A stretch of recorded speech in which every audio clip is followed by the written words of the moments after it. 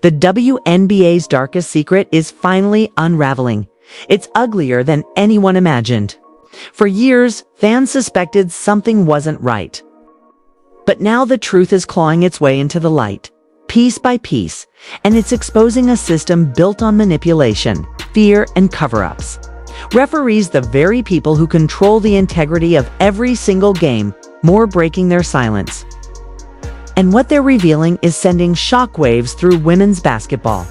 The corruption isn't just rumor anymore. It's organized, systematic, and allegedly orchestrated from the very top. Behind the polished speeches and glowing press releases, Commissioner Cathy Engelbert's leadership is being shredded under the microscope. And every new revelation makes her defense sound more hollow, according to multiple insiders and whistleblowers. The WNBA's integrity crisis isn't a glitch, it's the system itself. Referees who once feared retaliation are finally speaking out, describing a culture of quiet intimidation where fairness isn't rewarded, punished. They're exposing meetings where league officials allegedly suggest which players deserve protection and which ones can be targeted without consequence. These aren't isolated complaints. This is the hidden machinery that dictates narratives, fuels controversy, and quietly scripts the outcomes fans think are spontaneous. The subtle manipulation starts before the ball even tips. Pre-game briefings hint at desired matchups. Certain players are spotlighted while others are sidelined, and the refs are told in coded language to manage the flow in ways that conveniently align with what the league wants trending that week. It's a cold, calculated kind of control, and it's happening in the shadows of every high-stakes matchup. Officials describe the fear as suffocating. Speak up and your assignments start vanishing. Question a directive, and suddenly your performance reviews plummet. These aren't coincidences. They're deliberate punishments meant to break anyone who resists. One former ref, who requested anonymity, called it corporate blackmail dressed in sportswear. Think about that for a second. Professional referees, guardians of fairness, forced to compromise their integrity or lose their livelihood. And while this internal rot grows, the person at the top, Cathy Engelbert, keeps smiling for cameras, preaching about growth and empowerment while ignoring the fire burning under her own league. The most disturbing proof that these whispers are real? Caitlin Clark's treatment all season long. Her rookie year should have been a celebration of talent and transformation, but instead, it became Exhibit A in the league's integrity collapse. Game after game, Clark was battered, shoved, and hacked, yet referees turned away as if blindfolded. Meanwhile, the moment she reached out with a minor touch on defense, whistles exploded like fireworks. It was so blatant that even casual viewers could see the double standard unfolding in real time. And now insiders confirm what fans suspected. Clark was labeled by higher-ups as a player who could be played rough without serious consequence. Why? Because protecting her might look like favoritism, but letting her get bruised made for controversy, headlines, and clicks. In other words, the league allegedly traded fairness for engagement metrics. Its manipulation masquerading as competition. The idea wasn't to fix games in the traditional sense, but to shape them. To guide the storylines that would dominate social media, to keep the buzz alive, to turn pain into publicity. It's the dirtiest kind of exploitation, and it completely dismantles the illusion that the WNBA is about pure sport. Behind the curtain, executives appear to be pulling strings like producers of a reality show, deciding who gets humiliated, who becomes a villain, and who becomes the marketing goldmine. Referees are just the tools used to sculpt those outcomes. And the players, unaware of how the deck is stacked, are left to absorb the chaos. And the timing couldn't be more alarming. Adam Silver, the NBA commissioner, made a public appearance on Pat McAfee's show just days before these allegations exploded. Coincidence? Insiders say no way.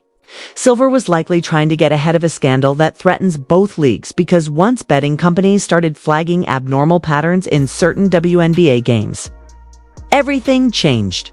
The FBI reportedly took notice, just like they did when NBA refereeing scandals rocked the men's league years ago. When federal investigators step in, you know the problem isn't just perception, it's measurable. Those anomalous betting trends aren't fan paranoia. They're data-driven evidence that something in the system isn't adding up. So now the questions are unavoidable. How deep does this go? Who's really controlling outcomes? And why has Engelbert, despite being confronted with mountains of accusations, stayed almost completely silent except for recycled corporate buzzwords? The answer seems simple: protect the brand no matter the cost. Her background at Deloitte wasn't in sports integrity, was in image management, revenue optimization, and sponsor satisfaction. She's running the WNBA like a corporation trying to hide a product defect.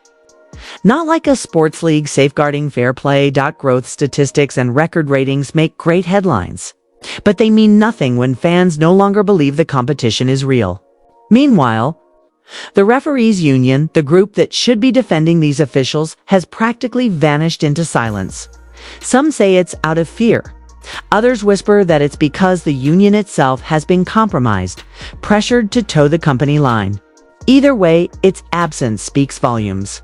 When the people responsible for enforcing fairness can't rely on their own organization for protection, the entire system collapses from within. And let's talk about the players. Some veterans are furious, openly saying that their careers have been manipulated by inconsistent officiating and arbitrary punishments. Others remain silent, terrified that speaking out could mean losing endorsements or roster spots.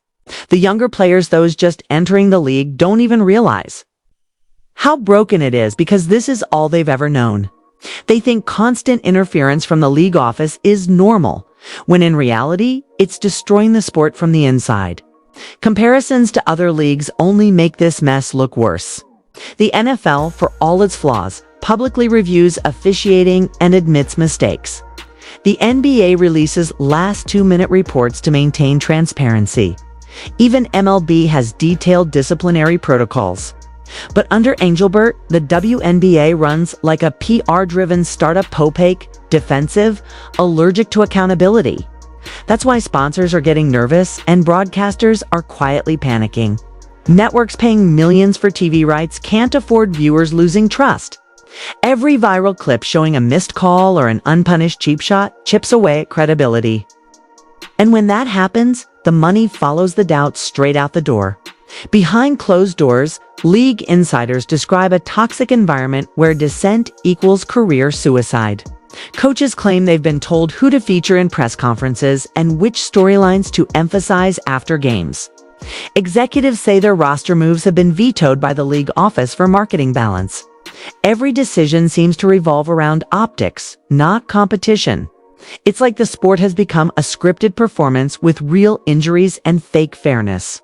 And the fans, those who believed they were witnessing history in the making, are realizing they were watching a manipulated narrative. Financially, Engelbert can point to growth charts all day long, but ethically, she's steering a sinking ship. Every time she dodges a question about refereeing or transparency, the silence screams louder. When the Wall Street Journal dropped its investigation into civil rights violations connected to Clark's treatment, the league's response was laughable, just another sanitized statement about learning opportunities and growth journeys. No action, no reform, no accountability. That's not leadership. That's evasion. The saddest part: fans are now doing the league's job. They're gathering data, building spreadsheets, tracking foul disparities, and proving the bias statistically. It's grassroots accountability born out of frustration. The numbers don't lie. Certain players and teams consistently benefit from lenient calls, while others, Clark most notably, get punished for the same plays. That's not coincidence. That's a pattern. And it confirms everything the whistleblowers have risked their careers to reveal. The foundation of sports is trust, that what unfolds on the court is earned, not engineered. But under Cathy Engelbert's regime, that trust is disintegrating. The referees have spoken. The fans have noticed. The media is circling. And yet, the league still behaves like it can gaslight everyone with slick marketing campaigns and empowerment slogans. But no amount of branding can cover corruption forever. The truth is too loud now, and the damage too deep. The WNBA isn't just facing a crisis, it's facing a reckoning. It's facing a reckoning. This isn't just corruption, it's a full-blown betrayal of everything sports stand for. The WNBA is spiraling, and the deeper you look, the more sinister it gets. What's unfolding now isn't some isolated controversies, the exposure of a machine built to manipulate results, protect profits and control narratives while pretending it's all about empowerment and growth. The league's leadership under Cathy Engelbert has crossed into dangerous territory, where truth bends to branding and integrity is treated like an inconvenience. What's happening behind those shiny press conferences is the kind of manipulation that destroys legacies, rewrites careers, and turns loyal fans into skeptics. The cracks that once looked like minor officiating issues have split wide open, revealing a rotten core where corporate greed outweighs sportsmanship, and scripted outcomes are disguised as competition. Whistleblowers say this entire structure was designed to protect a corporate image rather than the purity of the game. The referees who dared to speak are describing a hidden system where decisions aren't made on fairness, they're made on influence. League executives allegedly whisper instructions to officials hinting who to favor and who to let play. These aren't direct orders. They're manipulative cues buried in pregame talks about tempo and player reputation. It's the kind of subtle rigging that keeps everything looking clean while steering results in the desired direction. Referees have said it outright. This isn't about one or two bad calls. It's an institutional practice. Those who follow it rise quietly through the ranks. Those who resist, they vanish, their schedules suddenly empty, their names missing from high-profile assignments. It's professional blackmail with a whistle in hand. And right at the heart of this storm sits the Caitlin Clark situation, the perfect symbol of how the league's manipulation plays out in real time. Clark's every move, every hit, every foul became a marketing goldmine for the WNBA. And that's precisely the problem. When controversy equals ratings, fairness becomes expendable. Referees privately admitted that Clark's physical treatment wasn't just overlooked, it was tolerated. Some say it was even encouraged from above to keep her humble and avoid accusations of favoritism. Others claim it was all about clicks and chaos, that letting her get roughed up would fuel engagement and turn her into a lightning rod for attention. Either way, it was psychological warfare disguised as basketball. She became both the league's biggest star and its most manipulated pawn. The worst part? It worked. Every elbow shove and ignored foul became a viral moment, a talking point, a debate. But for Clark, it was constant punishment for being the face of a new era. The league that should have protected her used her pain for publicity. That's not competition, that's exploitation. Fans saw it.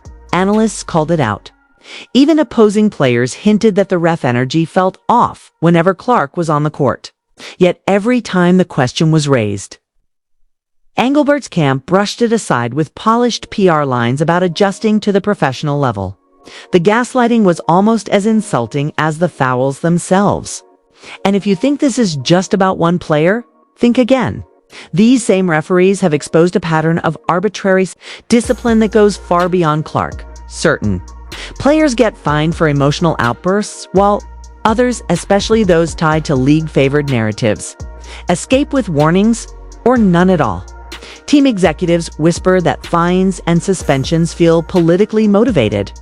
Even coaches report being advised to tone down criticism, lest their media access be restricted or their teams get tougher officiating the next week. It's a clear message: obey or be punished. That's not how a sport thrives, that's how it's controlled. The league's silence only fuels suspicion. Engelbert, once a corporate powerhouse at Deloitte, approaches these scandals with the same cold detachment she used in boardrooms. Her obsession with metrics, ratings, partnerships, sponsor satisfaction has blinded her to the ethical decay corroding the league's foundation. She measures success in dollars, not dignity. Every scandal becomes a PR crisis to spin, not a systemic issue to fix. Fans don't get answers, they get slogans. Players don't get protection, they get polished talking points. And referees. They get cornered into silence, stripped of independence, and forced to perform roles in a pre-written drama. Meanwhile, Adam Silver's sudden public appearances no longer look random. Insiders say the NBA commissioner was fully aware that the WNBA's corruption scandal was ready to explode. And his comments about controlling gambling integrity were preemptive damage control. When betting regulators flagged suspicious activities surrounding certain WNBA matchups, it was the red flag no one could ignore. These weren't conspiracy theories. These were statistical anomalies picked up by legal sportsbooks. Numbers showing unnatural shifts before controversial calls even happened. Think about that. Gambling data predicting officiating behavior before tip-off. That's not coincidence. That's coordination. If the FBI's involvement grows and more referees start flipping under pressure, this could become one of the biggest integrity scandals in sports history. Insiders are already warning that the first few names who talk could expose an entire web of manipulation, stretching from league executives to broadcast partners. This isn't some underground operation, it's all happening under corporate lighting. It's justified by phrases like brand alignment and narrative control. It's the perfect crime for the modern sports era because it hides in plain sight behind metrics and marketing. The irony is almost poetic. Engelbert's leadership was supposed to bring legitimacy and growth, Kate, but it's her obsession with image that's killing both. Every time she touts record viewership, fans remember the missed calls, the one-sided games, the manipulated storylines. Her credibility is evaporating faster than her press releases can spin the narrative. Even sponsors. The one group she's desperate to please are reportedly asking hard questions behind closed doors. Networks that invested millions in broadcasting rights can't afford the appearance of corruption. Because once fans believe the games are rigged, every point, every highlight, every buzzer beater becomes meaningless. And while the chaos grows, the referee unions stand silent, its absence deafening. Officials who risked everything to speak out say they've been abandoned. Some have already left the league, calling it professionally toxic. Others describe a shadowy environment where files disappear. Performance reports are altered and favoritism runs rampant. One veteran referee even claimed that assignments for nationally televised games were handed out not by merit, but by marketing value who the league trusted to manage optics. That's not refereeing, that's propaganda control in a referee's uniform. As international referees and analysts begin speaking out, the WNBA's reputation is crumbling beyond U.S. borders. Officials from European leagues are stunned by what they describe as a total lack of professional independence. In Europe, referees are evaluated transparently by neutral committees. In the WNBA, evaluations reportedly depend on pleasing league executives. It's no wonder many call it the most politicized officiating system in professional sports. Inside sources paint a disturbing picture of how Engelbert's corporate mindset has warped the league's culture. Integrity isn't a value, it's an obstacle. Transparency isn't a goal, it's a threat. And when faced with accusations of bias, rather than fixing the problem, the WNBA doubles down with social campaigns and empowerment branding to drown out dissent. They don't address corruption. They reframe it as miscommunication. They don't fix injustices. They issue hashtags. It's smoke and mirrors with sneakers. The sad truth is that the players, the ones sacrificing their bodies and reputations for this league, are stuck in a rigged system where their effort might not even matter. A perfectly executed play can be destroyed by a managed whistle. A team's championship dream can die because it didn't fit the desired narrative. The WNBA markets itself as a league of empowerment. But what empowerment exists when players, coaches, and officials are puppets under corporate control? The message sent from the top is simple. Image first, honesty last. Yet the fans aren't blind anymore. Social media is flooded with comparisons, slow motion clips, and stat breakdowns that expose the bias. The community is now doing the job the league refuses to do, documenting corruption in real time. Fans are becoming investigators, and every new clip posted adds another crack in the facade. It's the people versus the system now, and the people are winning the truth war. Cathy Engelbert's era might have brought short-term profit, but it's leaving behind long-term damage that money can't repair. Integrity once lost doesn't come back. Every ignored foul, every manipulated storyline, every punished whistleblower builds toward the same breaking point, the moment fans stop believing. And when that happens, no sponsor, no viral campaign, no PR spin can save the WNBA from the collapse it created for itself. The league doesn't just need reform, it needs a reckoning. Independent officiating reviews, transparent disciplinary systems, public accountability reports, all the basics that real sports organizations already have. Because right now, what's happening inside the WNBA isn't sport. It's corporate theater sold as competition, and every whistle that blows under pressure chips away at the soul of the game. The truth is out. The referees have spoken, and the mask has finally cracked. And that's when everything changed. The moment Kelsey Mitchell's honesty cut through the noise like lightning in a storm. For months, speculation had built a wall of misunderstanding between fans and players, between perception and truth. But with just a few sentences, Mitchell tore that wall down. "People wanted us to hate each other," she said, her voice calm yet charged with the kind of conviction that silences rooms. But that was never the truth. Those words didn't just echo, they detonated. In a league constantly feeding off narratives of rivalry and ego. Her confession felt like a rare glimpse of something real, something human. It wasn't a pre-strained statement or a calculated PR move. It was raw emotion, pure and unfiltered. The kind of honesty that only comes from exhaustion and clarity combined. For so long, fans had been told that the Indiana Fever locker room was divided. The veterans versus the rookie phenom. The old guard guarding their territory while the new superstar took the spotlight. But when Mitchell spoke, all those stories began to crumble. What she revealed was not animosity, but admiration. Not resentment, but responsibility. She didn't see Caitlin Clark as a rival threatening her place. She saw her as a spark reigniting the soul of the franchise she'd carried through darker seasons. Mitchell's words sent shockwaves through the WNBA landscape.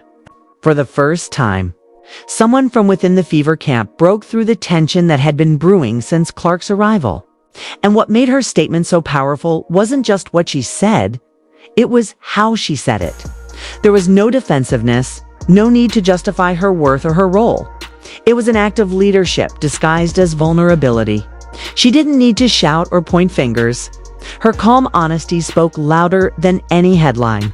"I've been here," she continued, "through the losing seasons, through the rebuilds, through the noise." And when Caitlin came, people acted like everything before her didn't matter. But it did. We all mattered.